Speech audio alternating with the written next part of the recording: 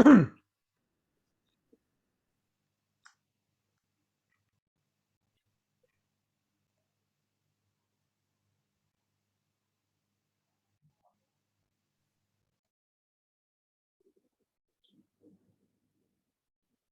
สดีค่ะทุกคนก็วันนี้จะเป็นการบรรยายครั้งสุดท้ายแล้วเนาะของในภาคการศึกษานี้นะคะก็วันนี้เราได้รับเกียรติจากแขกต่างประเทศ โอเคแขกต่างประเทศนะคะแล้วก็เป็นอะไรอ่ะพูดเอาใหม่มันจะเป็น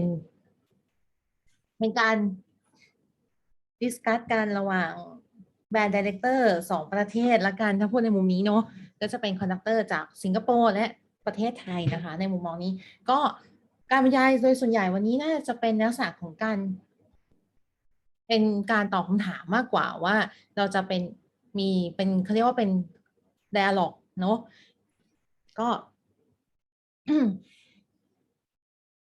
หลักๆเลยเนี่ยก็ถ้าใครสงสัยหรือมีข้อคำถามอะไรเนี่ยสามารถพิมพ์มาในแชทได้เป็นภาษาไทยแล้วเดี๋ยวจะทำการแปลแล้วก็จะช่วยสรุปให้นะคะเป็นภาษาไทยโดยวันนี้จะมีพี่แทนนะคะจะมาช่วยสรุปบรีฟสั้นๆนะเพราะว่า dialog ที่วันนี้เนี่ยจะเป็นลักษณะของการพูดในภาษาอังกฤษทั้งหมดนะคะแต่ว่าถ้าเกิดมีใครมีข้อสงสัยอยากซักถามอะไรเงี้ยสามารถพิมพ์เป็นแชทภาษาไทยได้แล้วเดี๋ยวจะช่วยกันทำการแปลโอเค Good evening everyone Welcome to my class. Today we have our special guest, Ignatius Wang and อาจารย์ชนะศักดิ์นะคะ Today we ไปไหนแล้ว We will talk about the topic about the developing youth musician through band activity through perspective from Singapore and Thai band director. Okay. Before we go to this topic, maybe we can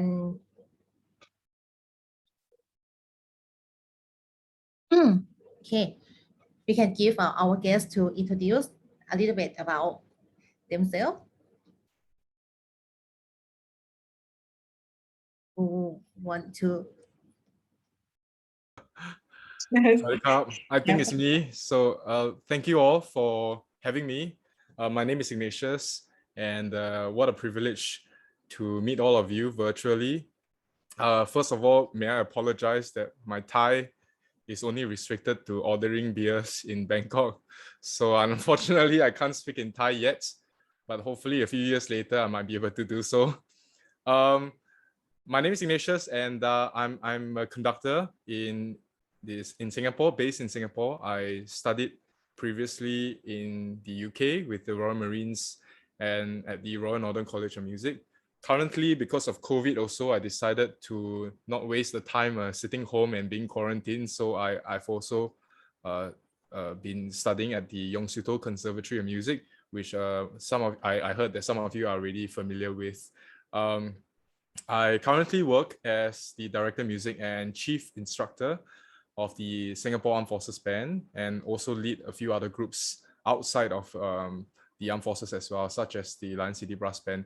And I've known Chanasak for many years, probably a bit too many years, but yeah, thank you all for having me. I'm really privileged to be here sharing the time with all of you. So Chanasak, over to you.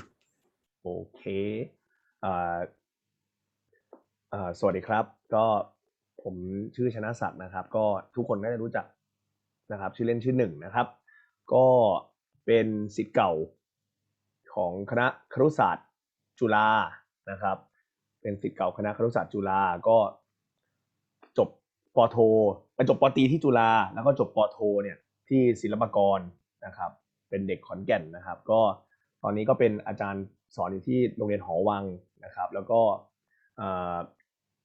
ผมช่วยดูหลักสูตรห้องเรียนดนตรีนะครับที่สอนเด็กๆที่เป็นห้องเรียนดนตรีพวกหลักสูตรดนตรีทั้งหมดเราวางหลักสูตรไว้แล้วก็สอนพวกวิชารวมวงแล้วก็เป็นคอนดักเตอร์ให้กับโรงเรียนหอวังครับผมโอ Okay ไหม or maybe I say it in English a little bit for you I graduated from Chulalongkorn University Faculty of Education and then after that I went to the master degree in Silapakon University and then now I'm currently at the teacher at the Horwang Music Academy. We changed to the Horwang Music Academy because we have the music program by the Ministry of Education. So we have the program of the from the 7th grade to 12th grade. We mainly focus on music, and I design the curriculum. Yeah, I design the curriculum for the student to study. Which we will like this year will be the 3rd year, so we will a little bit like changing this curriculum due to the technology or maybe the situation right now. That's it. Thank you. Okay, let's go to the first section about teaching the youth band. First question is, what are your teaching style or technique to teach the young musician? Well, I think for me, I have to admit that I work a lot more with adult musicians. Usually, I do teach the Temasek Polytechnic Band, which is a little bit tertiary education. So a little bit like just before university. They are usually around the age of 18 to 21, which I believe quite near the age here. My approach really often is quite similar to the way I treat the professionals, because I'm a firm believer that that every musician, no matter how young and how inexperienced, they should be treated as musicians.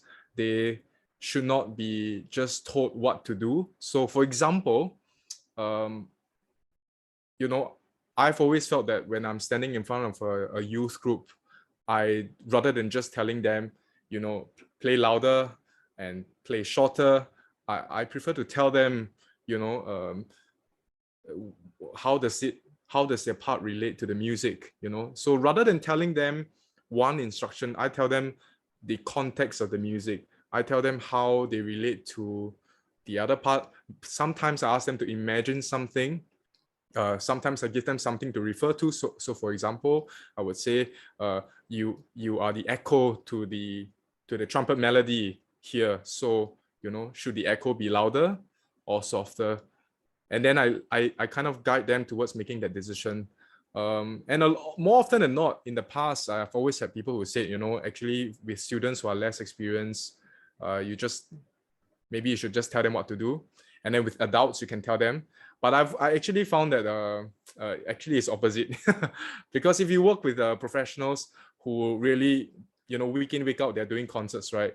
They don't really want to hear your stories. So with adults, often then because there's very little time, you know, even in the SAF, if I'm rehearsing a concert, I you know, sometimes 1 or 2 rehearsals, I have to get it done.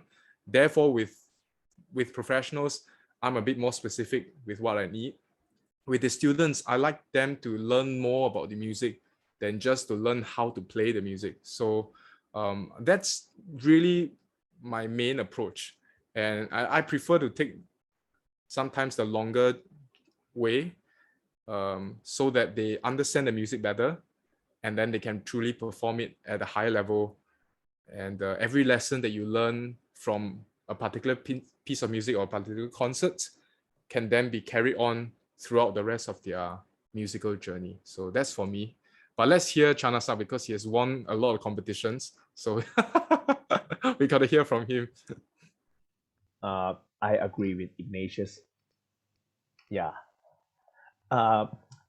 Let me speak in Thai first, and then I conclude up in English for you, so you can understand what I'm talking about.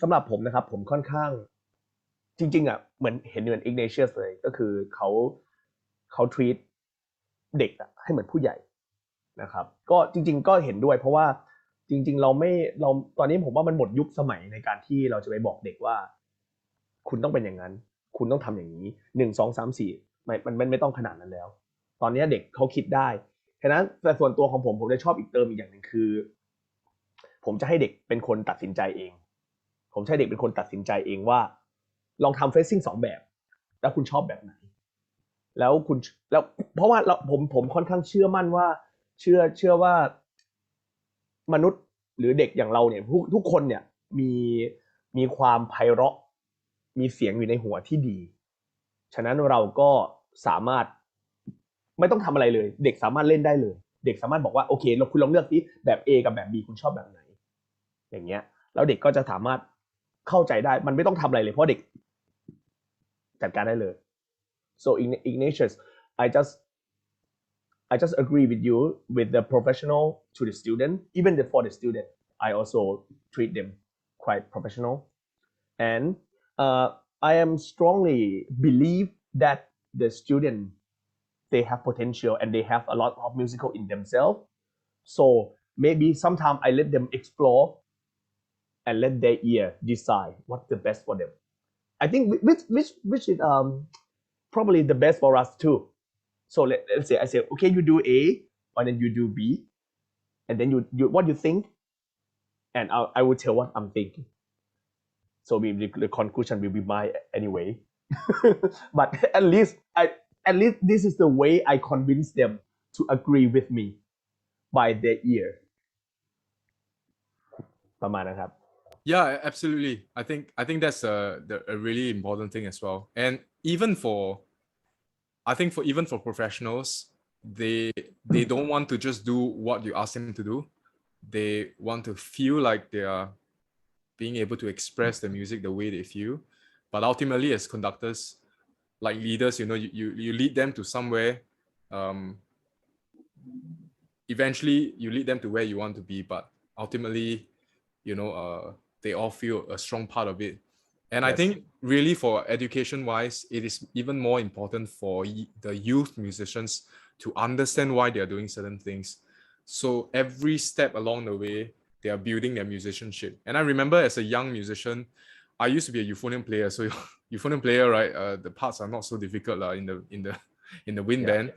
So I remember I used to have a stack of the full scores under my chair. And every time the conductor says something about the music, I remember I had this conductor who was always talking about harmony, and he was like, oh, here you got to play in a certain way because there's a flat 6 here. And I had no idea what was a flat 6. I was like 14, 15 years old. Mm-hmm. But I remember just writing it down and then trying to find out what it meant later on. Mm-hmm. And it just helps me to build and strengthen the musicianship. So yeah, this is... Yeah, maybe I add up something. The reason why I show them, I need to show them the way, or maybe they compare for them, because in the, I think with band culture, we have the senior. So if the senior know what I want, it will be easy for me. So they will continue teach the younger or maybe the junior to play exactly what I want. Absolutely, yeah. It's fantastic, yeah. And I feel nothing works better than oral memory sometimes when they actually get to hear it and then they remember how good it sounds. So yeah. Fantastic. Okay. ตอบตรงคำถามไหมฮะ ต้องอยู่ Okay. Okay. So the communication is the important to teach them. So how do you communicate or deal with your student to reach the goal that you want to? I think nowadays communication is getting more and more challenging. On one hand, you have more technology. It's easier to get in touch with them. But on the other hand, it seems to be much more difficult to really connect with them. And, we never used to have things like this, like Zoom, where I think it's absolutely fantastic that we can link up across countries. And I had to, last minute, I remembered that Bangkok is actually 1 hour behind Singapore. So thankfully, I checked with Chanasak. But, the fact that we can do this through internet, it would have been not possible 10 years ago, right? But I also think that teachers in today's world need to work a lot harder compared to last time.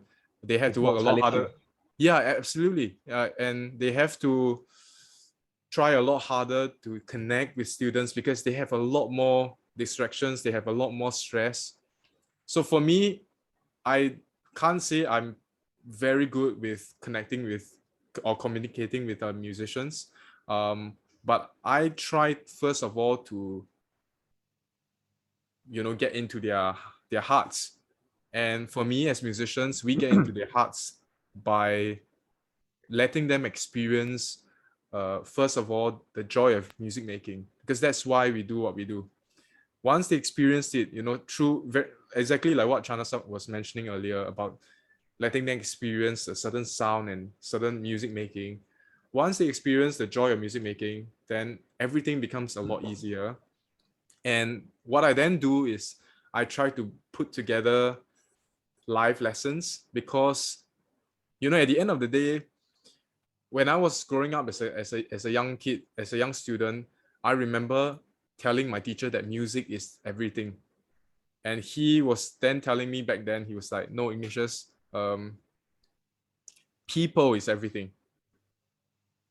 Music is just as important, but music is nothing without people. And to be honest, when I was 16, 17 years old, I have no idea what he was talking about. Because to me, it was like, no, music is very important. But now you look back, right, and you think it's absolutely right. Like music does not mean anything if not for people and without context. So I think, and the fact is, most of our students potentially may not want to be professional musicians. But however, if we can teach them live lessons through music making, that would be really, really powerful. So that's the way I kind of go about doing it. Number one, I try to connect with them on different levels. Sometimes they follow me on Instagram and then they ask me questions. I try to connect with them in terms of how we make music together, let them experience the joy of music making.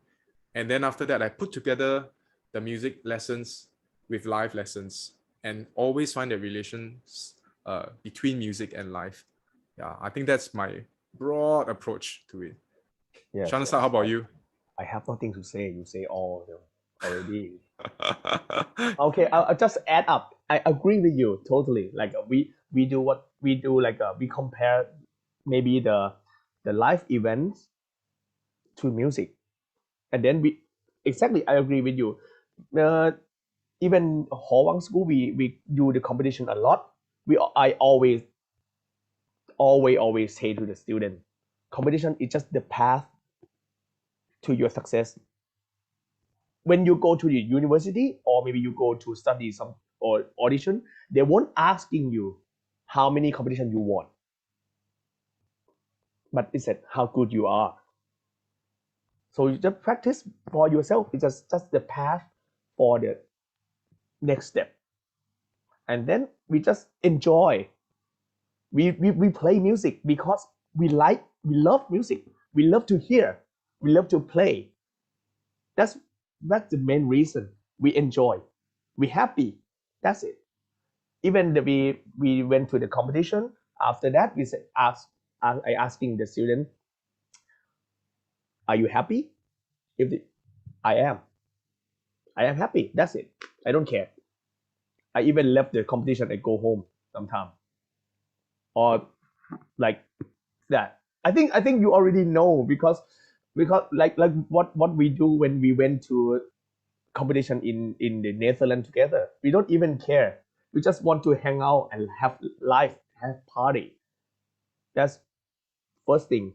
And then about the communication, to the student right now, I think maybe some of the teachers, they like to have a gap between student and the teacher so far away.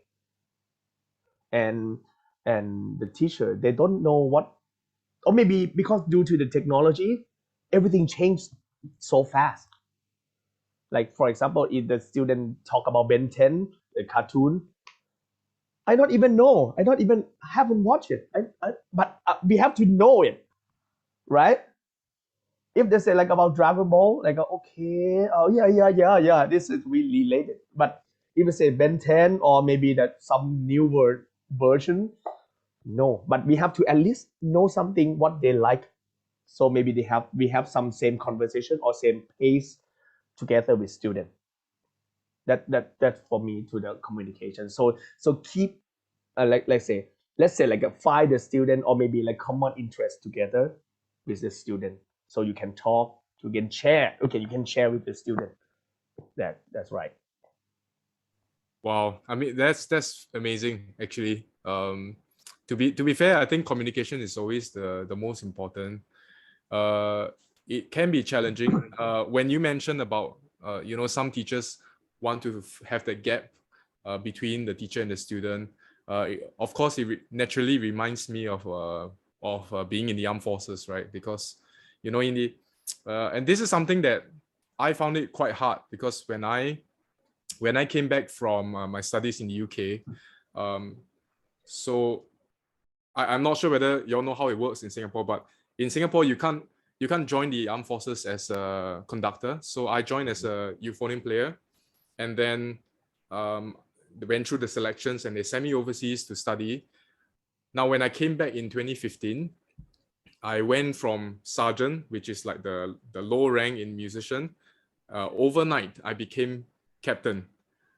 And I remember when I took over the band, suddenly everybody I led that was under my charge, they were all older than me. They were my seniors when I was a musician. And my second in command, he was the same age as my mother. And he has to call me boss. And I found that really, really difficult because, in the army, we're supposed to have that gap, right? Officers and the musicians. And I knew early on as a conductor and in music making, it really doesn't work sometimes. Actually, it doesn't work all the time if you have that distance, because ultimately to make music together, for true music making to happen, you really need a real connection. And this is something that is, it's a humbling question, because if you ask about communication and ask if I have any advice, I think I'm still learning from it. And hopefully, maybe if you invite me 50 years later, then I will have a very wise answer for you. But I think this is it's a real question that every leader and every teacher would have to keep asking ourselves, and myself included. Yeah. Yes, agree. Okay, so move to the lessons. What exercise or repertoire do you use to teach? Well, maybe Chanasak should start this.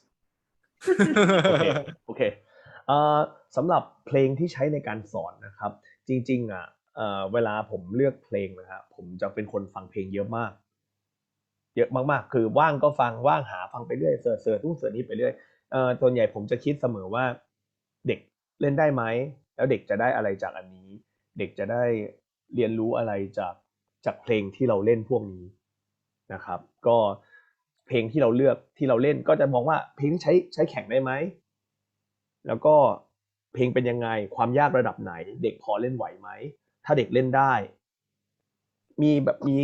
มีช่องให้นิดนึงให้แบบเผื่อความยากให้แบบเราไม่ได้ว่าเล่นง่ายเกินไปก็ให้มีแก็บนิดนึงให้เด็กสำหรับเล่นได้แบบต้องพยายามอีกนิดนึงเพื่อให้มันแบบท้าทายสำหรับเด็กสมัยนี้นะฮะก็ส่วนใหญ่ก็คือพูดง่ายๆว่าเพลงที่เลือกเนี่ยเป็นเหมือนเป็นกึ่งแบบเป็น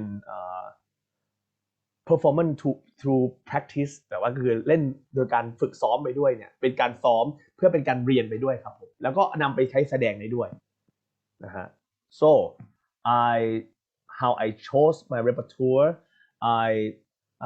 I choose from because I listen to many music so a lot of music so I have in my YouTube channel I will have my playlist my secret playlist a lot and then I chose it later I will choose due to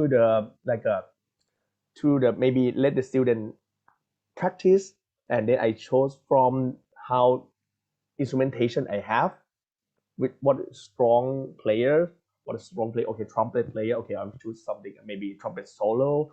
I also think about performance through practice, like you can practice and you can learn something from this piece. That's why I always like the Japanese music, because I can teaching about how the phrasing, how the chord progression, something like that. So I think more about like, okay, if it can use for the competition, I will do like a 3-in-1. I chose one, I can use for this, I can use for that, I can practice this. Yeah, this the way I chose the music. How about you? Yeah, I think that's really interesting, right? Obviously there's the first part where if we have to prepare for a certain program, then often I have to think about what is the best program, and similar to what Chanasak said, I look at who are my stronger players. But really, even on a professional level, when I work with in the SAF band, I choose music for teaching purposes as well. So, for example, there was a period of time I was trying to convince the SAF band to not sound just like a band. And therefore, I was really pushing them to not just explore different repertoire. So, for example, I would bring in orchestral transcriptions so that they have to kind of replicate a different way of playing. They don't just try to play together, but they start thinking like, okay, how would the strings play this? For example, when we were playing, I think this was probably a few months ago when we were playing Nimrod, right, from Elgar, Enigma Variations.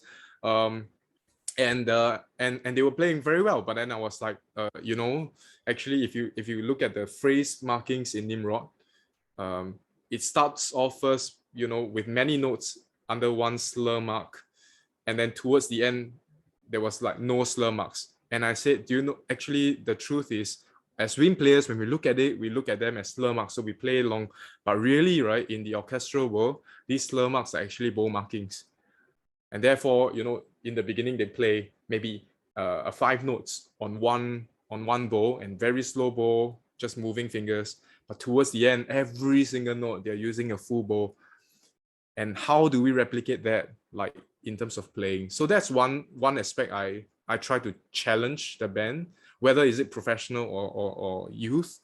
I also think about sometimes I quite like the challenge of putting very extreme types of soundscapes in one rehearsal, which means in the same rehearsal I could give them a march, but then suddenly I do West Side Story, and then suddenly I do a Japanese piece, and I expect the sound of the band to change very quickly, because I've always been a fan of, if I go to a band concert, I want to be able to hear not just a good sound, I want to hear very different types of sound. And sometimes the balance is like that, sometimes it's like that, sometimes, and that also for me teaches the musicians to increase their awareness and their imagination. Because really it's not about playing and balancing, it's actually about getting them to imagine a certain type of sound and getting them to be versatile with the way they approach music. So yeah, I think this is the basis of how I approach repertoire, alongside with whatever Chanasak was saying, in terms of giving them music that would challenge them, or to showcase them, or to teach them certain aspects about rhythm and harmony. I do agree, like I think on many levels, the Japanese competition pieces generally are quite good teaching materials, because they literally they were meant to be challenging for everything. Yeah, exactly, and very, very good Musical, pedagogy technical.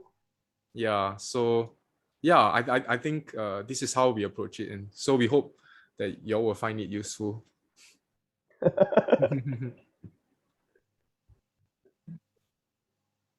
So you try to integrate everything in the piece to teach, right? Okay. Maybe you can, could you suggest about the set of standard piece for teach in the first lesson or something? Let me start it. To me, I would say there's no standard piece.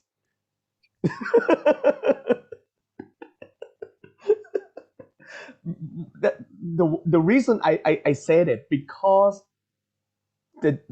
each band, they have their own individual standard. Okay, for example, if Ignatius, if teaching the beginner band, the piece will be different. If it's teaching the intermediate or professional band, everything different. Even the warm up, you cannot do the long warm up with the professional band. They will hate you at the first moment, and after that they will I'll lose my job. Yeah, and then after that they will not follow you at all. But maybe the beginner band, maybe we have to do the demonstrate a lot, or maybe like a okay. If the about the piece, I will say like it would be like how we start the rehearsal. That the most important thing. It no matter what piece that you play, but how you start the rehearsal as a conductor. Because as we are the conductor, they just we walk through the stage, through the podium. How we conduct, how we do the facial expression, how we communicate. Yeah, I think this is maybe important more about the like the set piece or the required piece, or what you think? Yeah, I think I mean, I'm a firm believer that particularly as a conductor, there's a lot of similarities with what is expected of a leader, and Chanasak is absolutely right. I think unfortunately as a conductor, you get judged even before you say your first word. You get judged before you put down your downbeat. Just by the way you put down your bag and walk to the podium, right? Half the band already decided this is not a good conductor. You know, by the time you show the first 3 beats, the other half may say, okay, that's it. They're not gonna listen to him, you know. So I think, yeah, it's absolutely true. I think how we present ourselves is really important. How I do it, I think I've never been asked that question actually, but now that I think of it, I think I usually approach it the same way, whether I'm conducting my own band or I'm conducting a school band for the first time, or I'm conducting a professional band overseas for the first time. I tend to try to talk as little bit as possible. I might make a joke because I usually can't resist saying a joke that is not really funny, but I come up, introduce myself in 2 sentences very quickly, say thank you, and then I start. I don't start rehearsing first. I start playing through. I start, on one hand, getting a feel of what they are presenting to me, but really it's also giving them a chance to get a feel of what I can offer to them. And then from then on, we kind of start. And I do agree, actually, what piece you play isn't the most important thing. However, I do feel that the first piece that you decide to choose, let's say if you just took over a band or a group, you know, and the first piece that you decide to get them to play actually is very important, because they do judge you by that. And if you ask what my approach is, usually the first piece that I give to them are usually pieces that they feel, wow, this is a nice piece, but are you sure we can play it? Even in the SAF band, I still do that to them, you know, because I think that is the powerful thing about not just conducting or leading, but also about teaching, right, and inspiring them to go up higher. Yeah, Chanasak, do you do that? Yeah, but they because they're just young, they don't listen to much to the music, the band music much, so they don't have to say like, oh, is that hard? They will realize the day that they got the music. I challenge them with like quite the most difficult one. Even I say to myself,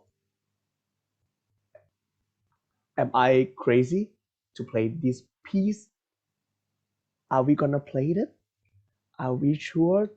Or may like something like this is maybe I think a bit impossible, but I think we can play. I think just practice slowly. Yeah, you can play. Maybe even we play the contemporary piece, which is very challenging. Like some of I saw the student here. They last year they play with me, so they would say like this very very very impossible. Even okay, let me show the score. I have Narong Pang Chaler'n score. It's Fata Morgana from. You see, even the notes. This is for the high school musician. Wow. They would say like, "Are you sure?" I said, "Let's try.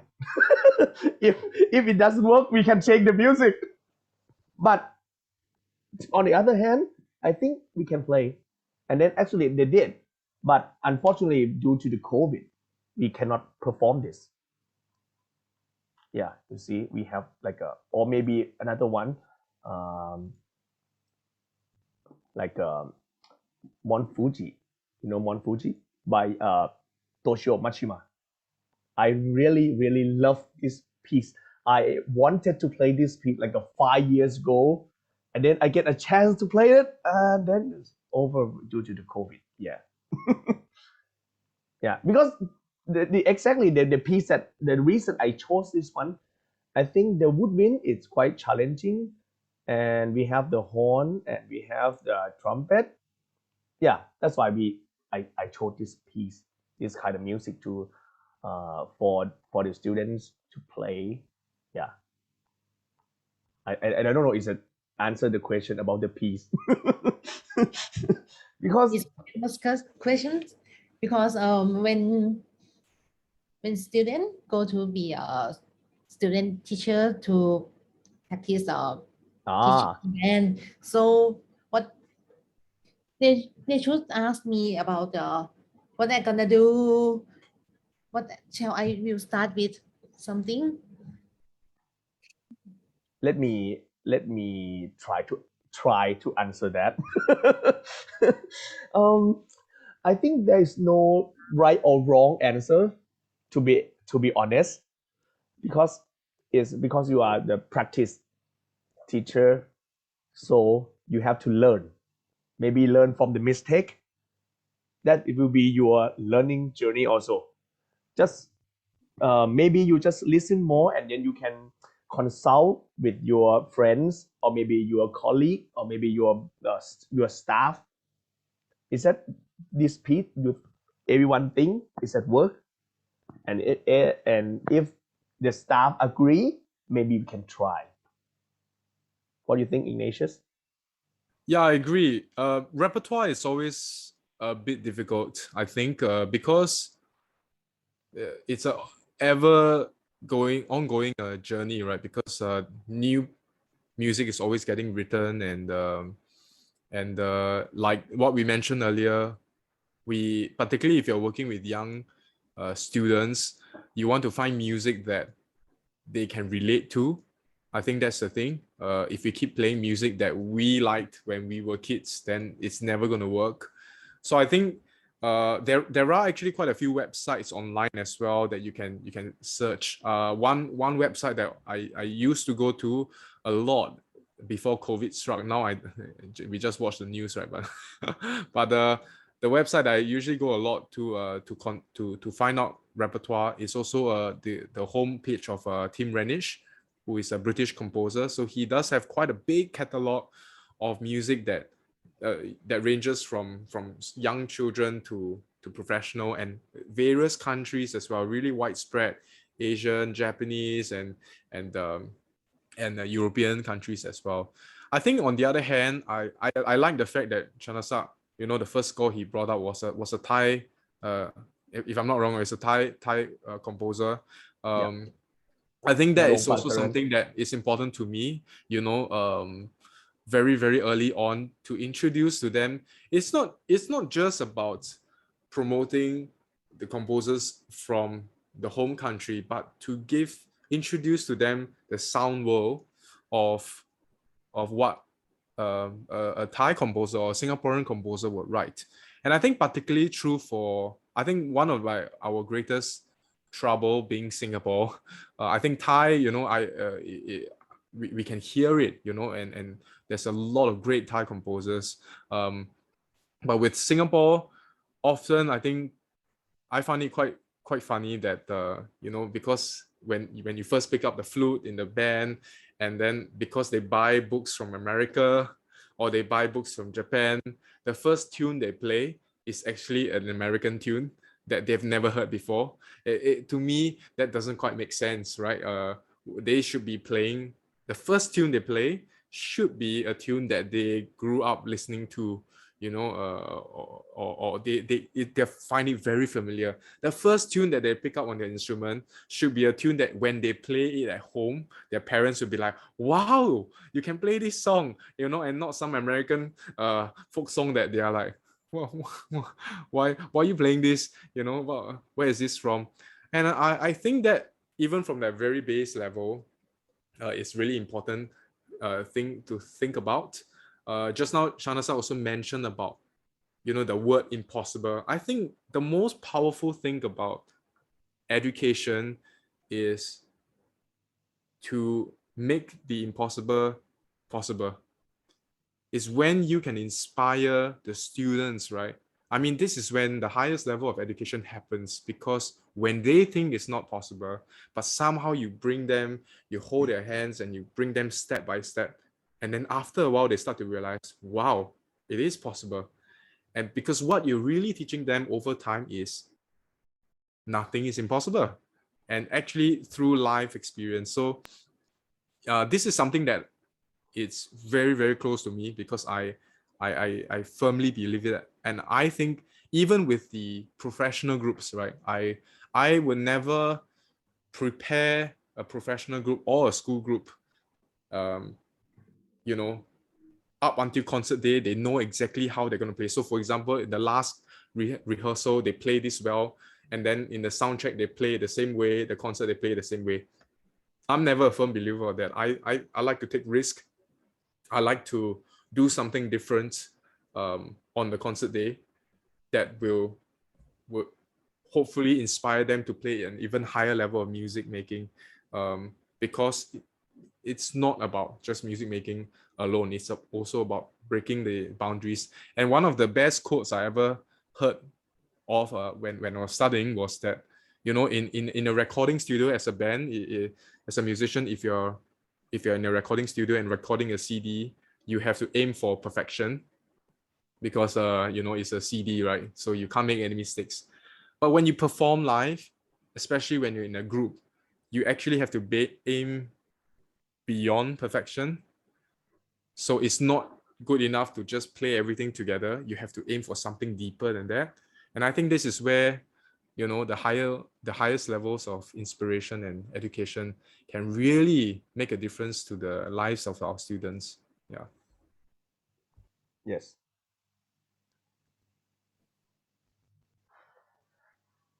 Okay. So move to the next question about the pandemic situation.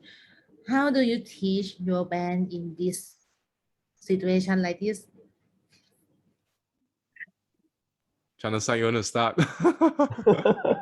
This can be a depressing topic, right? But yeah, Chanasak, you can start.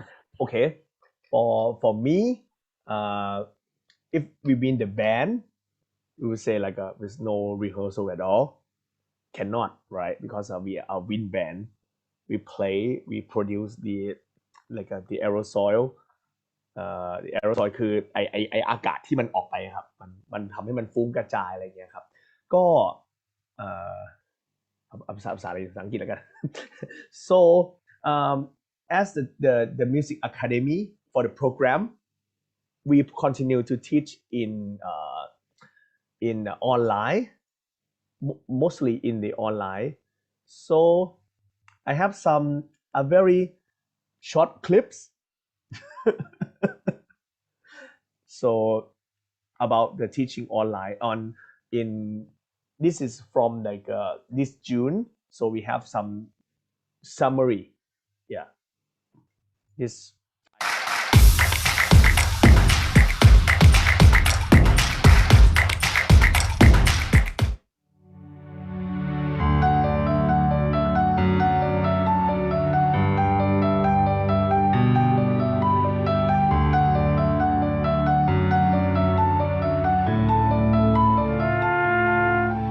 ตัวที่ 4มันจะยากหน่อยเพราะเรากดขึ้นไปแต่เราต้องเบนลงมาใช่ไหม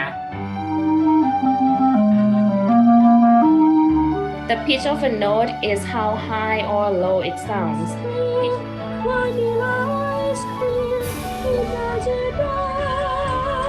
We've researched that at any given dynamic level, the higher pitched instruments should be played softer than the lower pitched instruments. อันนี้เป็นอุปกรณ์นะครับแบบถ้าใครที่จะทำงานด้านโปรดักชันจริงๆจะได้กล้าเล่นได้จะได้ไม่ต้องคือไม่ได้เชิงให้ aggressive แต่ว่าไม่อยากให้การไดนามิกมันเพราะว่าพี่เดี๋ยวมีโอเคใช่ซึ่งนั่นเป็นไอเดียของเชิญแบบเลยเชิญแบบนะครับเขามีเทคนิคของเขาเราเรียกมันว่า 12 tone system นักดนตรีไม่ใช่แค่ซ้อมสบายๆไปวันๆที่ใครหลายๆคนคิด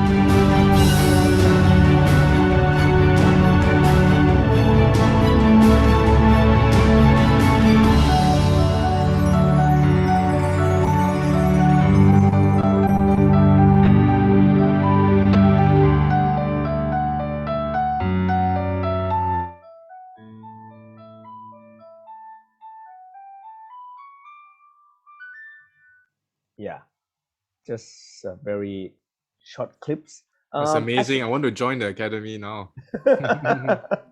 so actually the thing that we do we try to encourage the teacher to tell the student to let the student record their playing to be like a keeping the record the tracking their performance and as nowadays we have so many online or virtual competition so we can use this clip for so we can continue the process of the learning also and the student can get some reward or maybe they because like 2 years of the pandemic the student if you want to study music you will not have the certificates or maybe the portfolio for apply for the university so that's the way for me how about you Wow, I mean I can't believe it's been 2 years, so in the beginning I think with the students what I've been doing is really using the opportunity because we never thought that was going to be 2 years. So in the early stages I said, let's not waste a crisis, let's focus on fundamentals and one of the things that we're not so good at in Singapore in terms of the band program because it's very very much focused on competitions. Unfortunately, in the past 10-20 years they focus a lot on competitions and therefore the students they're never really taught how to play the instruments properly and what music really is, so if you think about it, right, it's almost like they they get 1 or 2 pieces of music and then they learn that 1 or 2 pieces of music for 1 year, which is really ridiculous because that's not really music making. So what I did when COVID first struck and lessons went online, I started to really teach them, make use of the time to teach them, go back to rhythms, how to decipher rhythms, what is subdivision, what is pulse, and actually securing their sense of pitch. You know, so we do sight singing. We try to get them to learn solfege, and it's really ridiculous. I mean, I think Thailand does this extremely well, like Japan as well. But somehow in Singapore, I sometimes make fun of the students because I'm saying to them, today, you know, if I write a sentence in English on the board and I ask you to think about how it sounds, you know exactly how it sounds like. If I ask you to recite the word, you would be able to practice it in your head for 3 times before you say it. But somehow in music, in Singapore, unfortunately, those people through the band program, they are taught this letter press this letter press this, but they don't know how it sounds like until they play out the entire thing or they listen to a recording. And that's really very sad. So in the first few months, we spent a lot of time trying to get that. Obviously, this is not something that can be solved in a few months or a few years, because this is really getting them to work up their basics. That's what I did with them. What we saw on Chanasak's video in terms of tuition with getting a tutor to work with them on Zoom, there's something we do as well. With the professionals, it's a little bit different because I think when COVID first struck, we had to stay home. So it was kind of interesting because then everybody had to practice on their own. And what we got them to do, because they're professionals, they don't really need to attend lessons. But as professionals, they can't just stay at home and do nothing, right? So what we get them to do is, for the principal players, we got them to record certain solos with a backing track. We would then feature some of these solos on our social media. For some of the tutti players, we actually got the principal players to assign certain excerpts or certain solos that we want them to learn, and then they pick on it. And I was very surprised because we were locked down for about 4 weeks in Singapore, and after the 4 weeks, I was actually, the band got better than 4 weeks before, you know, because it was very targeted practice. It was the first time as a conductor I got to listen to every single professional in the band. Every week I get to hear the videos, and then I listen, and then I get to tell them, okay, maybe this part you want to work on it a little bit, blah blah blah. And you know, if I tried to do that without COVID and ask them to re-audition, send me their tapes, right, I think they will all be extremely unhappy with me. But somehow with this process, we try to make it work. I also have a short clip to share. Let me see if I can. This was with Lion City, which was basically like a semi-pro band that I conduct outside. This was obviously before COVID, when we play a march. I want to let you hear how we do it in virtual.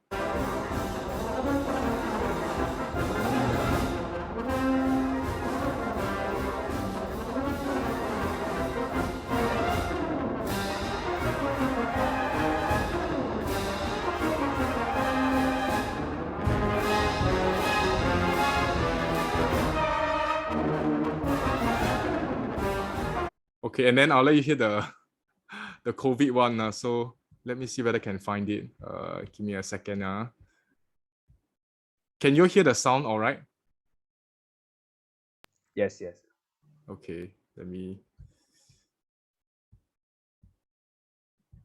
Okay.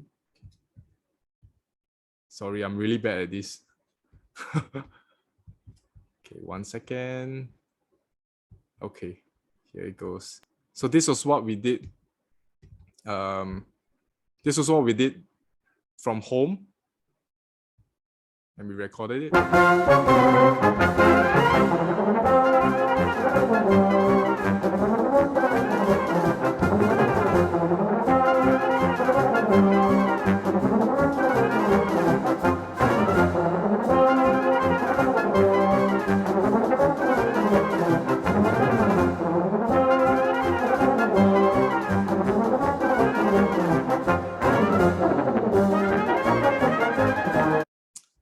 Yeah, so obviously it sounds very different, live and through home recording.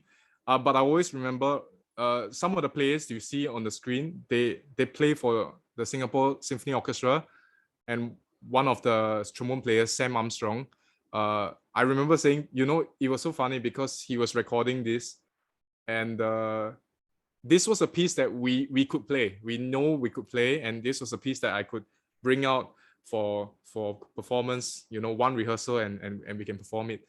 But then, so we all thought like, okay, to record it would be fun, right?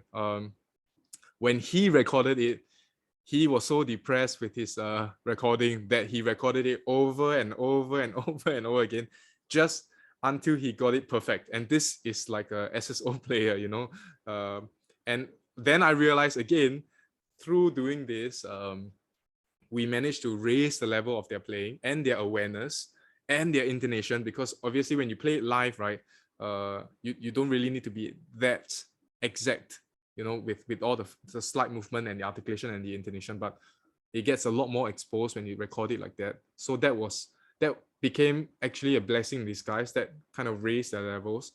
But of course, for me, I then decided not to do it too many times. Otherwise, they're going to hate me too much. Yeah. So this, all in all, is what we've been doing, or I've been doing with my bands during COVID. Nice.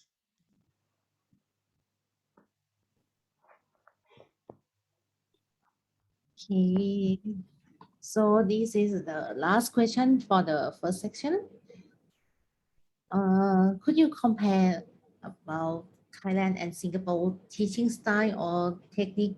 So that you mentioned from the earlier, there's quite similar things, and about the difference, something different or something.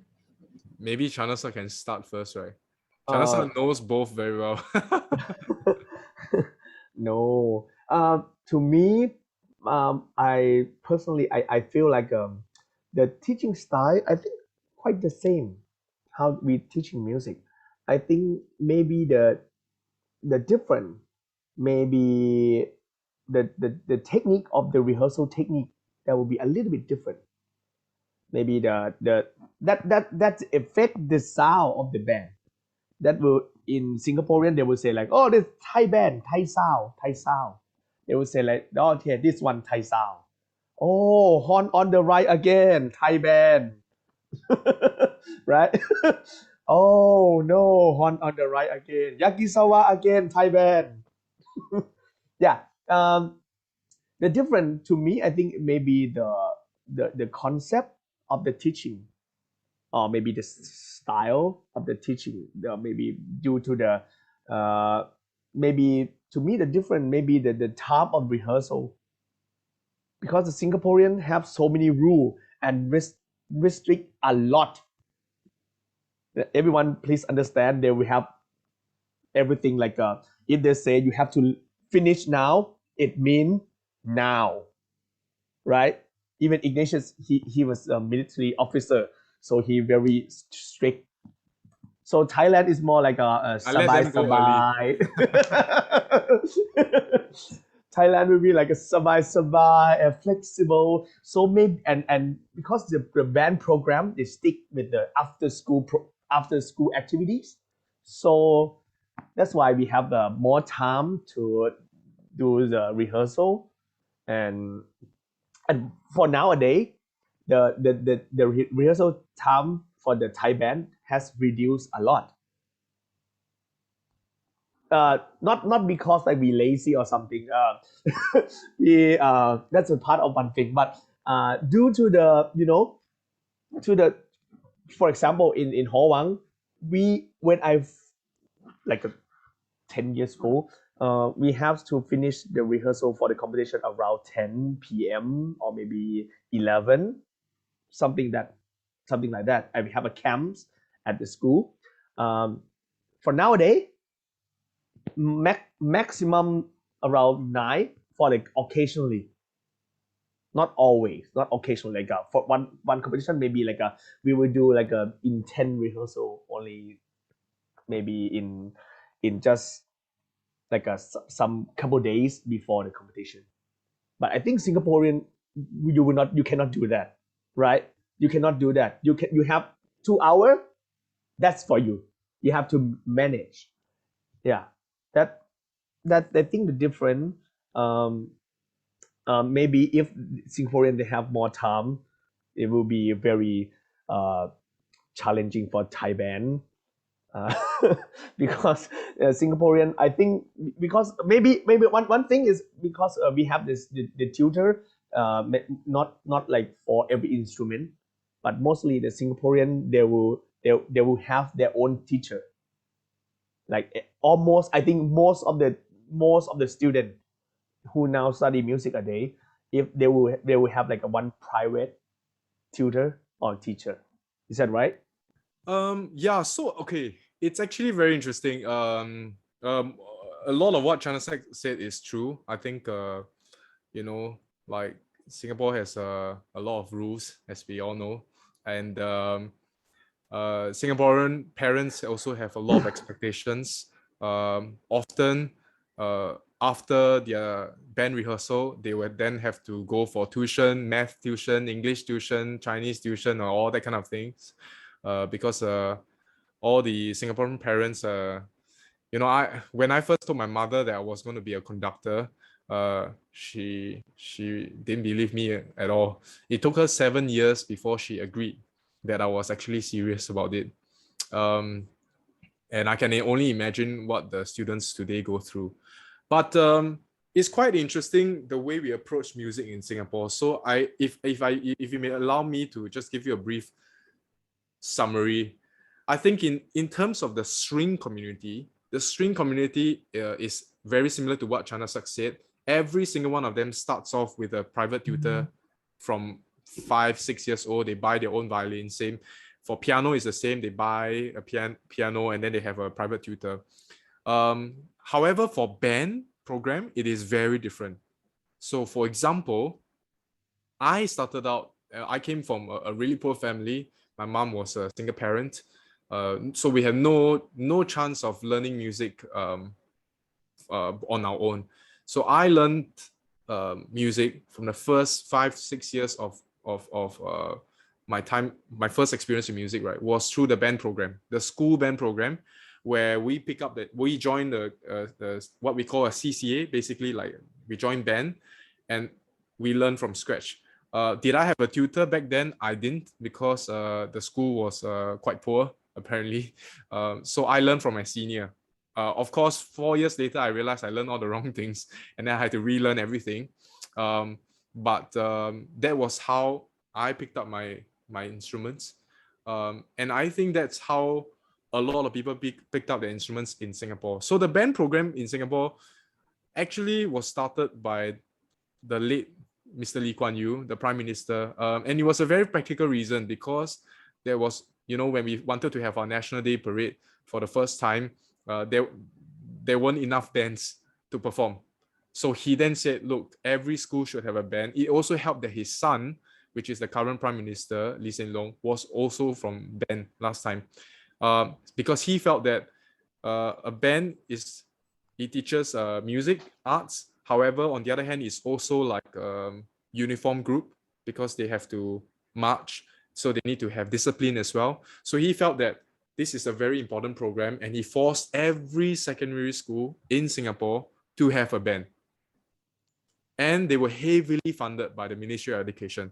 Basically, every music group or football or basketball, they have limited funds, but when it comes to band, there's a lot of funding. However, the unfortunate thing is most of this money was spent buying instruments.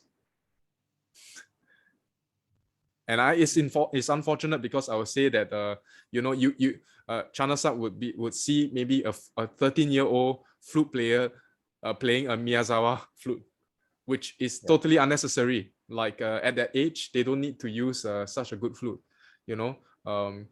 and the problem with that is the funding came in terms of the instruments, but in terms of the tutors, actually the funding is quite limited. Unfortunately, most schools, they don't have tutors for most instruments. So often it's like one conductor and one assistant conductor teaching everybody.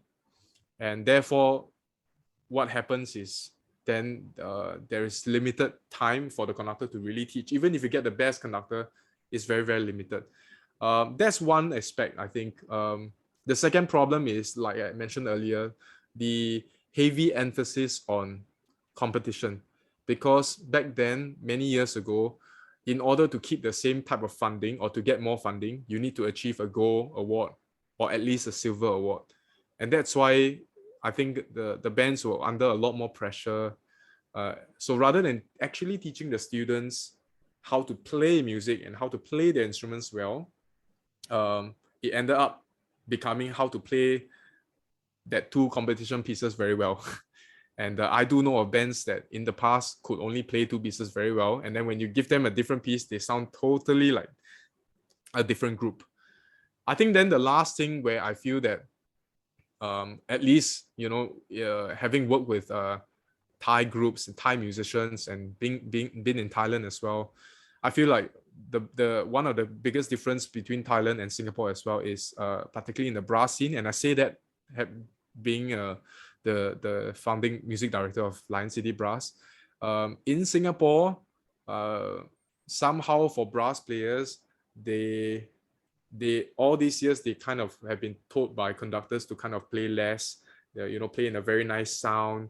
They don't really play out, and therefore for brass players there are some issues that comes along with it, in terms of range. Whereas what I saw in the Thai students in Thailand, what happens a lot of time is they're not afraid. They just play.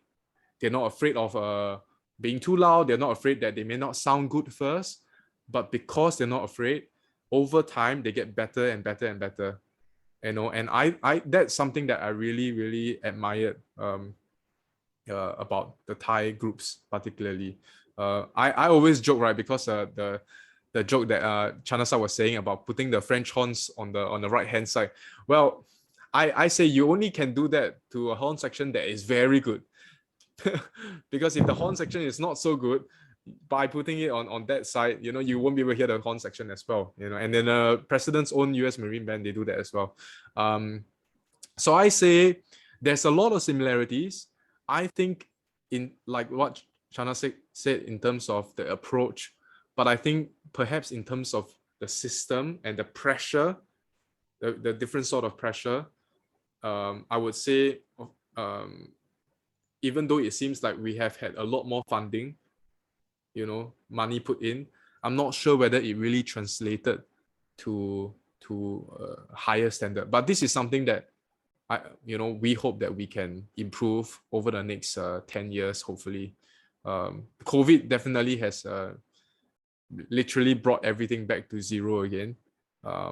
So we are looking to use this chance also to hopefully improve the foundations, hopefully improve the quality of education as well, because I think people didn't quite realize that actually band directing, teaching school bands and conducting is actually two very separate things, because music education primarily is the main essence of band directing. So this is something that I see is slowly changing in Singapore, and hopefully I'm quite hopeful that with time to come, things will get even better. And some of the more experienced conductors are also mentoring young people to be better than them, which is an amazing thing. So, and they are also a bit more open to receiving feedback from, international partners and Thai bands, and, so hopefully this is something that we'll get better. We definitely have a lot to learn, you know. Yeah, maybe Yeah. I add up something. To me, the difference or similarity between any country now is more less. But it's nothing so many different now. It's just like, to me, I'm a flute player. So in like a 10 year or 15 years ago, we heard like the French school, the German school, the Italian school for the flute player. For nowadays, no, it's just the flute player. You like it or don't like it, that's all. I think it's the same because due to the technology like YouTube, Spotify, so we can listen to the Japanese like right away. We can listen to the American band, yeah, in any time. We can have a sound model, or maybe for example, in the Berlin Philharmonics. Imagine in the past 10 years ago, nobody would expect like you will listen to the Berlin Phil every day through YouTube or maybe the live concert. Yeah, for example, you do the live concert in Singapore, we can watch it in Thailand. Like, I think to me now become more and more close to in every country, even like even Japan, even we in the Japanese Conductor came to Thailand, they were amazed like how the Singaporean and or Thai, oh, you practice like we do. Yes. Oh, is that wrong? You have this kind of book? Yes. We also have that one too. Oh, we don't have that one. Yeah. Even when we went to Japan together, we always asking how the Japanese practice. They would say like, no, we don't do that. Oh, okay. Is that right? Because technology bring the music world so close together. That's maybe a good thing. You can learn from it. You can searching for the knowledge. You can searching everything in Google. They will come up right away. Yeah, that's the thing. Maybe they just the difference between Thai and Singapore. Maybe just the system of the educational system, the way that regulate how do you say how the people doing there, right? That's it for my answer. Yeah, I think it's absolutely true. The leveraging on new technology to bring together. I mean, so many years of learn from knowing Chanasak. I make a lot of jokes about him, but I learned so much from the way he works, and you really exchanging ideas as well. And I think this is something that all new conductors, educators can leverage on. It's fantastic that we now are able to connect with our friends from overseas, our colleagues, and we can ask them a question. The next thing I'm going to do is, after this, I'm going to ask Chanasak to send me the Thai piece because I would like to try it with my band. And this is something that probably was never available to our teachers last time. So this is something we want to leverage on. I think maybe the other aspect in terms of our system, I truly agree. Sometimes I feel that we do still have a long way to go in terms of how we can improve the quality of music education. And I don't mean to say this to put Singapore down. I love my country, but I do feel that we what we have in money, we can't quite buy what really needs time. You know what I mean? And music as a major part of society and the life of the people, it takes time to be in it. And we've only been around for 50 over years. It's not so easy to kind of accept that. I think that's the first part. The second part also is being such a small country with a very, very small population. it is impossible for the government to say, hey, we want more musicians, please study music and be a musician and be jobless after that. It is actually a necessity for only the top musicians to be musicians, for as many people as possible to be doctors and engineers. And it's interesting, right? Because even when they first set up the Singapore Symphony Orchestra in 1970s, it was set up by Goh Keng Swee. It was not set up for artistic purpose. It was set up for a political reason. Because back then they were saying that, hey, to be a well-known, to be a vibrant city-state, how can a city not have an orchestra? Or then they decided to have an orchestra.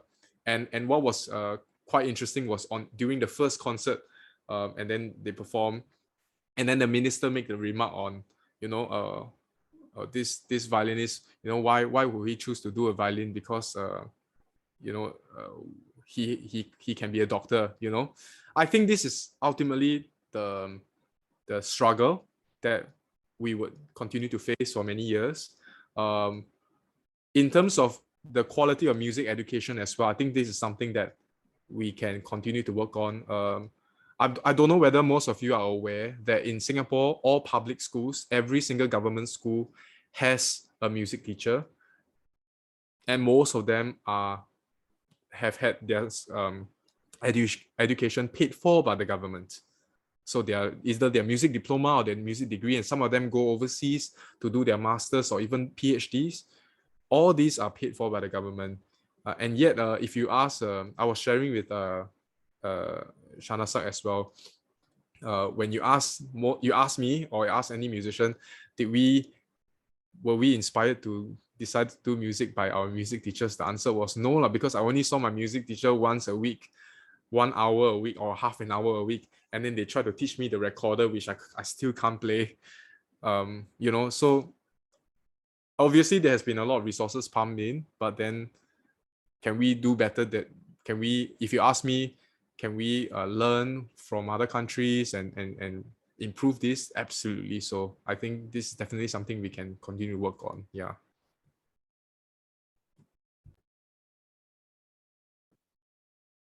Please don't quote me. They might take away my citizenship. Then I have to stay in Thailand already.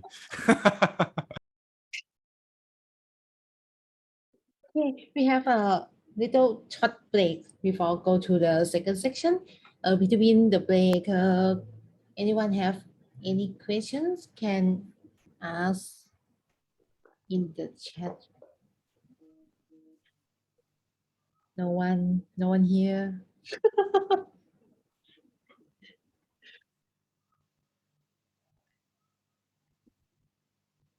ถามคำถามได้นะคะ เป็นภาษาไทยก็ได้ใครอยากถามอะไร ฟังผมรู้เรื่องเปล่าอาจจะฟังผมไม่รู้เรื่อง Okay, Maybe they don't understand what I'm saying.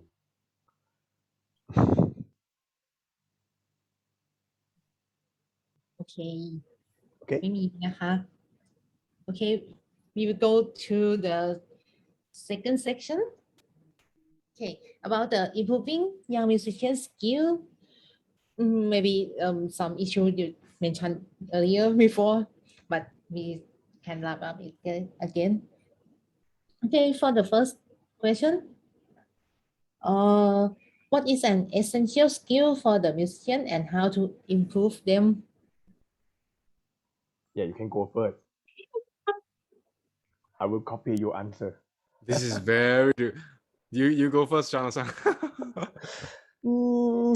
What is an essential skill for musician?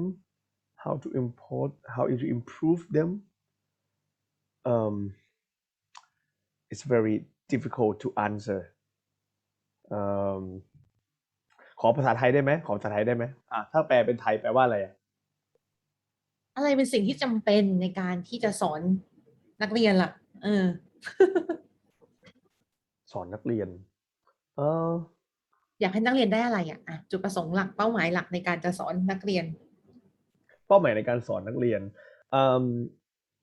for me, okay, basically you have to the skill of the music skill that maybe your instrument, yeah, and then maybe a basic knowledge to teach, maybe like some for the as a teacher you need to have like a pedagogy a little bit, maybe some sense of humor, because when you're teaching music, nobody like you when you're looking angry, right? Even Ignatius, even he laughing like this when he teaching, he also always laughing also, right? Yeah. To me, I will make the atmosphere to be happy, and the skill set for the musician also, it needs some like a social skill. Yeah. To be, for my answer, it will be my social skill beside your music skill. How to improve? Maybe you have to how to improve. It's very difficult. Huh? How to improve your like social skill? You have to talk to the people. Yeah. What do you think? Don't ask me how to improve social skills, because it's not gonna get a good answer. Yeah. For essential skill for the musician, yeah, of course you have to be like music knowledge. That's, I think, is pretty much everything. But how to improve? Practice and practice and practice. But for the teacher, as the teaching role, maybe you have to improve the social skill and maybe pedagogy, maybe how to how to engage the student, how to engage, because to me the student, or even the professional one, or maybe the student, the beginner one, it needs some engagement as we are the conductor. Even no matter how hard or how nervous we are, we have to pretend like, let's go, right? How you improve it? Wow, I think honestly, I think in terms of education, I think the only way you can improve it is through experience, because every student is different, and so one thing is having the knowledge, and I believe that every graduate, from this course, you would have sufficient knowledge as an educator that the professors have given you. But ultimately, is how do you then use this knowledge to inspire the students to engage, to communicate, to connect? That is really going to be the deciding tool. If you ask me, what would be the most important skill of a musician and a music teacher, I would really say it's maintaining your curiosity, so the desire to always want to find out more, the desire to always want to find out why. So I've always been very frustrated, whenever as a conductor, especially as a conducting student, if my teacher ever said, do it this way because I said so, I always find it quite hard, because I want to know why, so that I can learn from it.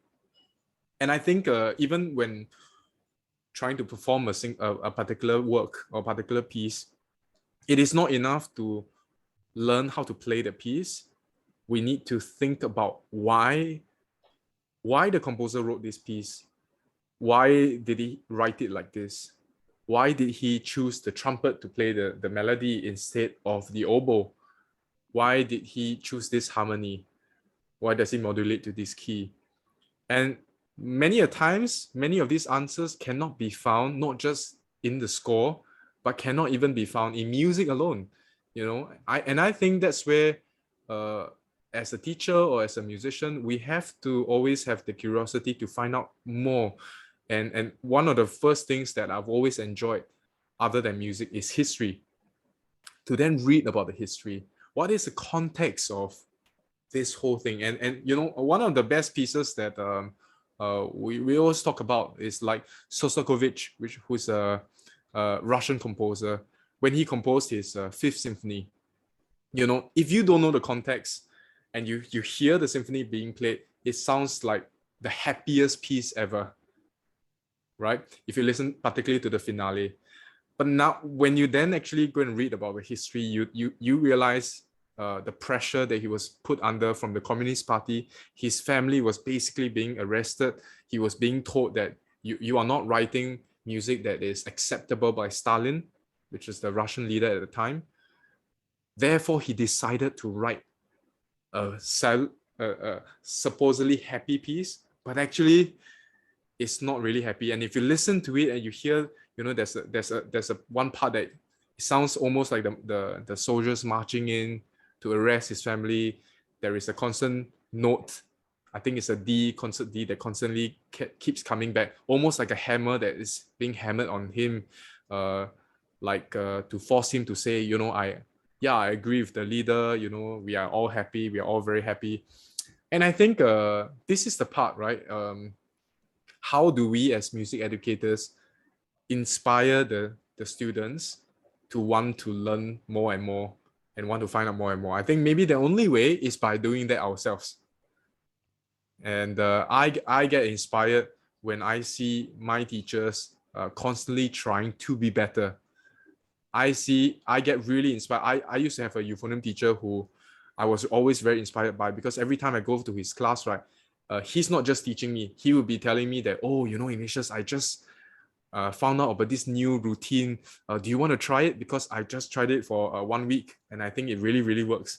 You know, then we get really inspired. Oh, I found this new piece that's really good. Shall we try it together? I've always been inspired by that. So maybe there's something, in addition to what Chanasak mentioned, that's something that I feel very strong about in terms of qualities that musicians should have. Yeah, I hope that answers your question. Yeah. Yes, absolutely, yes. So musicians should know music content, right? And beyond the music, right? Is correct? Yeah. Okay. Okay. The second question is, as a band director, how you do to enhance your student skill? Okay, both of you mentioned it before, but you can summarize it again.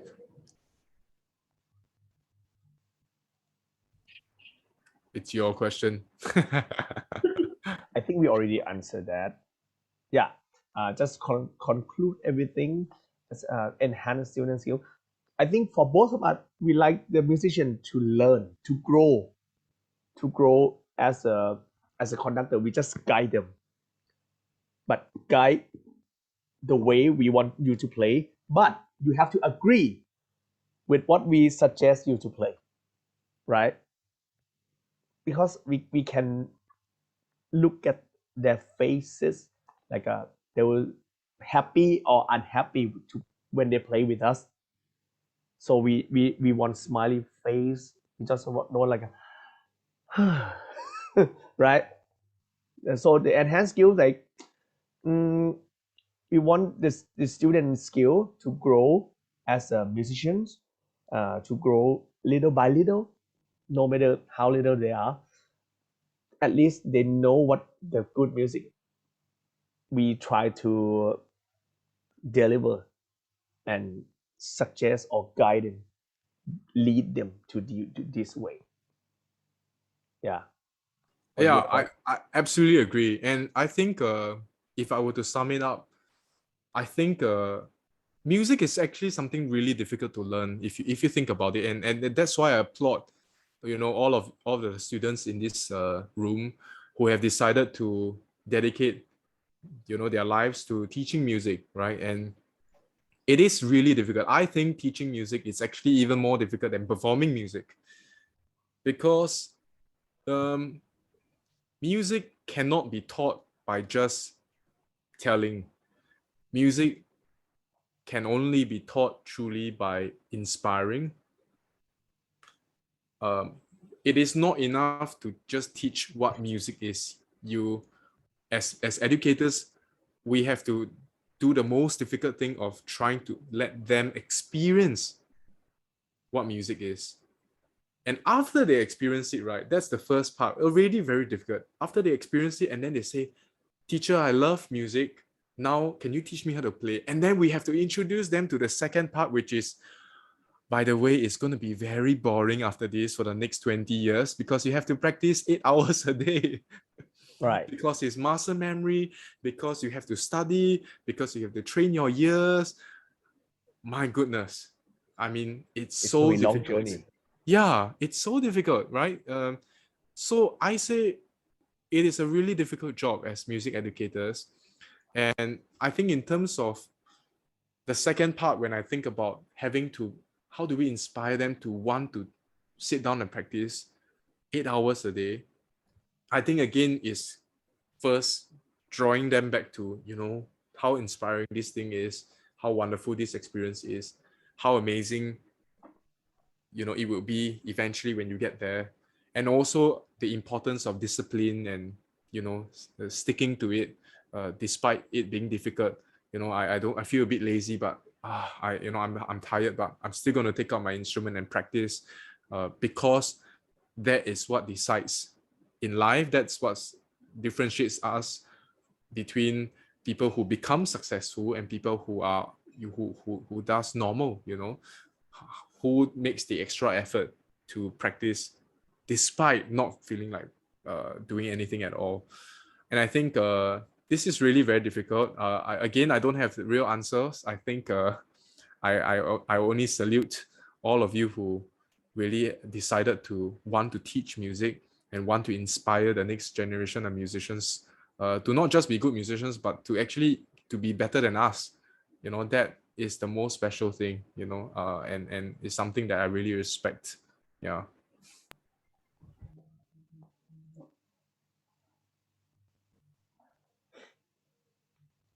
Okay, and for the last question, could you give some suggestion to the audience who are becoming music teacher or music educator or band director in the future? Wow, I think okay. Without sounding like a broken record, right? Because I think I think I have given quite a few tips as well already. I would just share my experience in the sense that when I first wanted to be a conductor, one of the best advice I got from my teacher was, if you have something better to do, go and do it. Don't do music unless you really don't want to do anything else except music. You must want it enough. Just being in love with music alone, maybe not enough. You must really want to do it because it is really not easy. It is difficult. And I'm not talking about money. I'm not talking about or any the industry. I'm saying it is a difficult life because if you think about it, if you are even as an educator and band director, what you do is not really quantifiable in the sense that, you know, if you're a math teacher or English teacher, you know, and you're really good at what you do, the students become better in English, you know, and then they go on to do very well for the exams. But somehow, you know, as a music teacher, even if you're a very good teacher, it does not necessarily mean your students become very good. Because sometimes they take a bit more time and they become much better later on. Or even if they do very well for the music exams, then maybe the dean will say, oh, by the way, it's only music, so how hard can it be? You know, I think these are stories that I hear from my friends in education, and that's why I always respect what they do. So I would say that my only advice is, first ask yourself whether this is really what you want to do. And once you decided that this is something that you really want to do because you want to spend your life making a difference to the lives of the students and to the lives of people who you're going to meet, you know, you might touch the next person's life and change their life around. then I would say just believe in what you do, keep trying to be better, keep trying to be curious and find out more, and believe in yourself, because you can really change someone's life. And today I can say, you know, the the Ministry of Education in Singapore every year calls me to do a talk. I don't think it's because they think I'm good lah, but I think they get me to do a talk because I'm the classic story of someone who came from nothing and got to where I am today. And I would say all this would never have been possible without my teachers, my music teachers, you know, my conductor, my band director literally changed my life, you know, and he was, until today, he's like a father to me. I remember during my wedding, I thank him actually so much that I think my mother was a bit jealous, you know, but he changed my life. He completely changed my life. He made me who I am today. And you have that power, you know, if you decide to be a band director and music educator, you could potentially change someone's life, you know, from someone ordinary to someone really, really special, and someone who might go on to touch more people's lives. So believe in what you do, and just put your heart in it, and you'll be really surprised what difference you can make. Yeah. Thank you very much. Yeah. Yeah, you say all of it already. Just may I add up a little bit? To me, the thing that the way that I chose the music that I like, because I want the student to like the music like I am. So I think, to me, I always tell the student, like, I don't mind if you don't study music, but I very mind if you hate music. At least if you don't study music in college, fine. But we, as a teacher, we produce the listener, the music listener. I think it's too many players already, but we need more listener, or maybe the people who can listen to the instrumental music. Most of the Asian family will say, like, what are you listening? There's no word in it. I said, yeah. You don't like it? No. My mom don't like it. Okay. But that's my goal. That's why I taught my students to love music the way I am. Yeah. That's why I think maybe one of the reason that, because they love music, that's why they continue to study music in university. That's why you see the Horwang student, they will study music, because maybe they like the music that I chose for them to play, because they have to stuck with this like a couple months for the during the period of time to play it. So they have to enjoy and play. That's I keep saying, like, enjoy and like the music. Yeah, because the music teacher or the band director, I think this one goal, that if you will be the music teacher in the future, just make more listener. Don't make more player. To me, is enough. It's more than enough. If we have more listener, our industry will grow so bigger than right now. Right? Even the live audience. Yeah, we need some of the live audience now. Even to the higher of the technology, we have less live audience. That's the thing that I suggest to become for the tips or advice for the future music teachers. Yeah. Awesome. Absolutely right.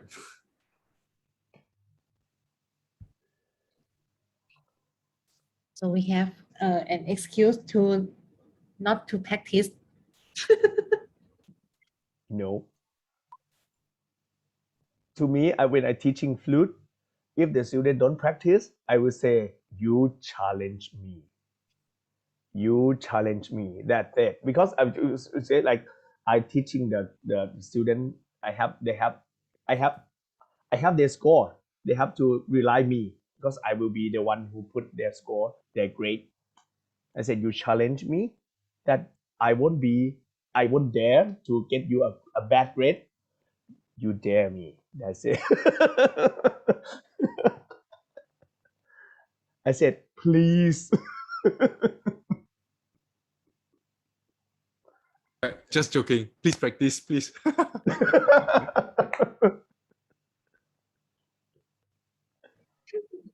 Okay, thank you so much.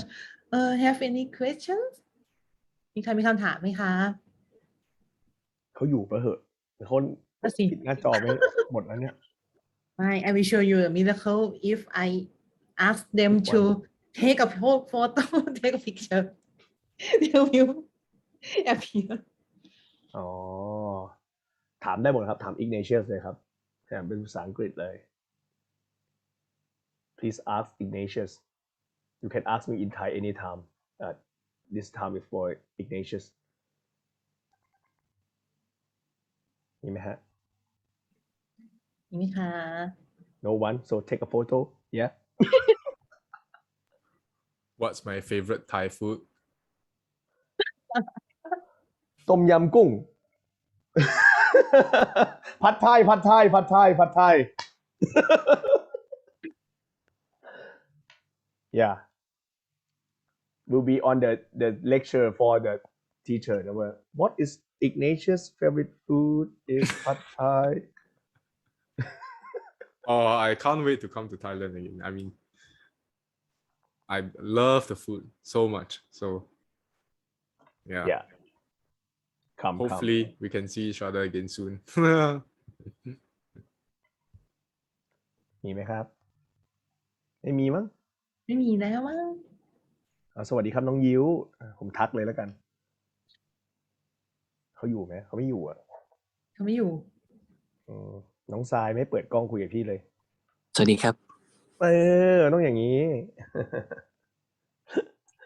ครับ สวัสดีครับพี่เอง สวัสดีครับ มีใครคงไม่มีคำถามมั้ง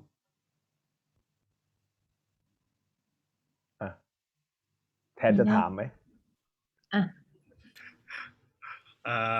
เป็นนะครับcan I ask Ignatius could I ask you a link that from the Team Renish that talk about the repertoire that you mentioned above. Okay, give me a second. I will. You guys keep talking. I will put the link in the in the chat group. Let me find it. โอเคนะคะก็วันนี้พี่แทนได้สรุปประเด็นมาให้แล้วเนาะแต่ถ้าเกิดใครลอกพี่แทนแล้วมาส่งเนี่ย อันนี้ก็มีปัญหาอีกเหมือนกันนะคะ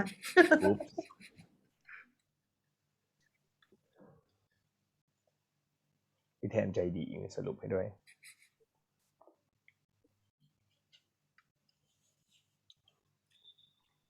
ไม่มีมั้งบอกว่าไม่มีมั้งเดี๋ยวเขาฟังไม่รู้เรื่อง อาจจะแบบพูดอะไรวะอย่างเงี้ย ยังไงเรามีหอวังอลัมไนอยู่ในนี้ สวัสดีน้องทราย นาคิน นาคินสวัสดี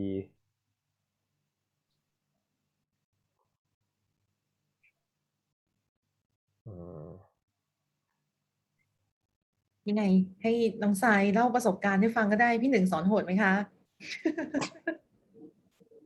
พี่ดุอ่ะฮะ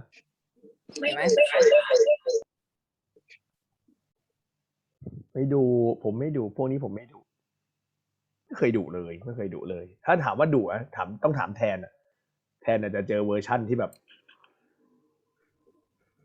เกี่ยวกาด Thank you very much, Ignatius. Yeah, I just realized you can't find it on Google, so I thought you took it off, and then I just checked with him. Yeah, so hopefully it's useful. Yes, thank you very much. โอเคครับน้องๆครับอยู่ในลิงก์อยู่ในแชทนะครับเผื่อใครจะดูเกี่ยวกับเรปทัวร์เนาะจริงๆเรปทัวร์วงแบนด์มันก็มีในจริงๆเดี๋ยวนี้มันใน YouTube อ่ะมันจะมีแบบว่าเป็นแบบ description อยู่แล้วอ่ะ แล้วแต่ว่าคุณจะเอาสำนักพิมพ์ไหนเนาะถ้าแบบจะพวกญี่ปุ่นก็มีหลายสำนักพิมพ์โอเค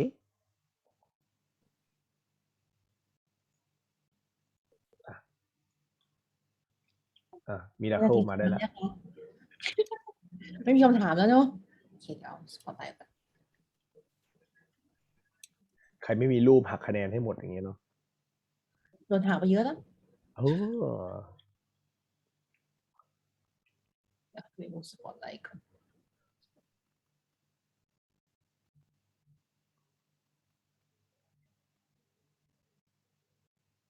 นี่ทำไมว่าอยู่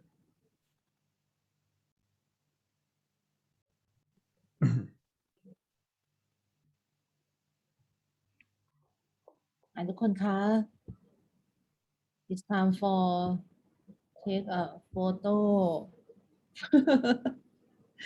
เอ้าอยู่ไหมเนี่ย เปิดกล้องเปิดไมค์กันหน่อย เดี๋ยวทำไมผมมีชื่ออีกอันนึงอ่ะไอ้นิก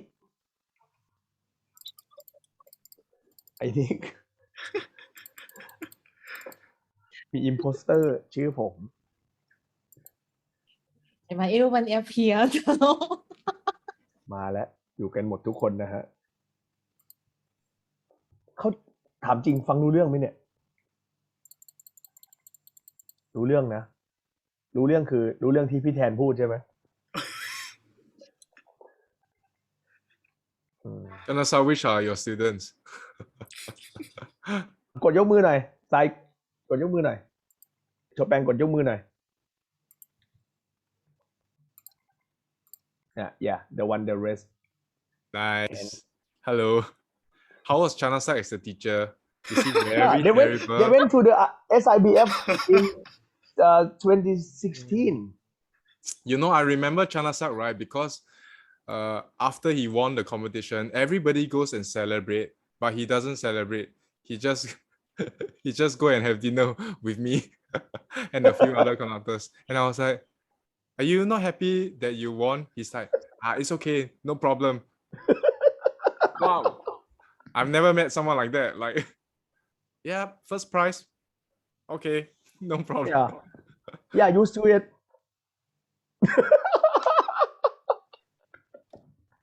Well said. To me, it's no big deal between first, second, or no prizes. Just continue. Life to continue. Yeah. Yeah, you didn't know how many Singaporean conductors were crying that day because you beat all of them. I remembered only like a Singaporean conductor. They came to me like, if you want to go to SIBF again, please let them know in advance. They will go to another different category. If Thailand come, please contact me first. Yeah. Who was that? You know him. Oh no. So sorry. Anyway. Okay. โอเคค่ะพร้อมนะคะ okay 1 2 3 okay 1 2 3 โอเคค่ะ thank you so much hope this class will benefit to you ปรากฏฟังไม่รู้เรื่องกันทั้งหมดนะฮะโอเคค่ะ Thank you so much for having me. You can invite Ignatius to conduct the CU Symphony Orchestra. That will be absolute pleasure. I can't wait to get out of my country actually. I think this is the first time in my life I've not been to Thailand for such a long time. Yeah, this will be your first time in 2 years and you'll be surrounded by so many Thais. Yeah. Usually when Chanasak is with me, I say one is enough. Yeah. Too many. But I'm sure that it would be great to meet all of you. No, I'm really looking forward to it, and thanks for having me. I can't imagine listening to myself speak for 2 hours, so you guys have done extremely well. So good job. Thank ขอบ you. คุณครับ Thank you so Yeah. much. you so Okay. much it's just Thank you. Take care. Bye Ignatius see ya Bye. take care Bye. See you.